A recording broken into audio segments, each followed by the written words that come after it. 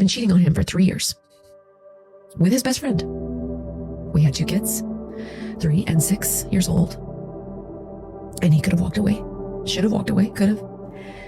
And when all this came out, and I hid it for 3 years in the church, when all of this came out, he looked at me and listen, a good therapist knows your feelings are valid and you can feel all of those things. He was mad, he was hurt, he was confused, he was disoriented. All those things were still true.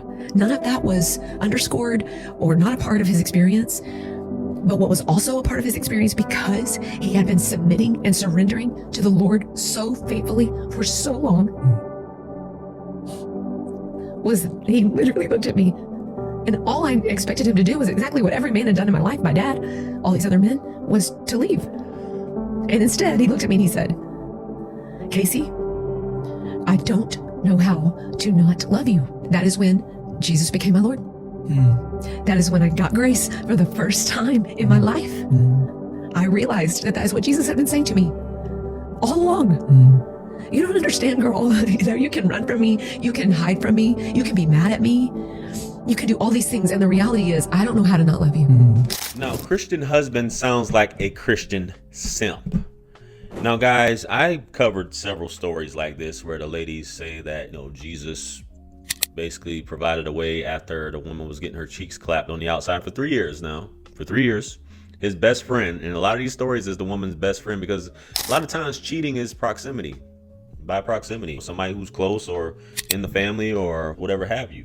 So all those countless sermons at church that you were going to, you were listening to about infidelity, making it work in the marriage, and meanwhile the guy's best friend, I don't know how to love you, after another man was actively, not just another man, your homie was actively squirting everywhere, and she was probably doing things that she wasn't doing with you, and I don't know how to love you. Unconditional love.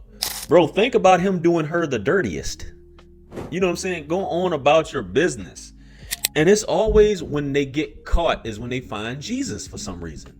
That's how I know that there's Jesus and there's real love, because I did the worst thing that I could do to him, and he still was like, I don't know how to love you, and therefore that dedicated me to God. Man, listen, that woman is even more in love with this other dude. A woman could never love you after doing that. After she knows that she's done this to you, the worst thing you can really do to a man, he would stay with her? Nah, good buddy. Nah, that's not how it goes, man. That is not how it goes. She'll never respect a guy like this. Never.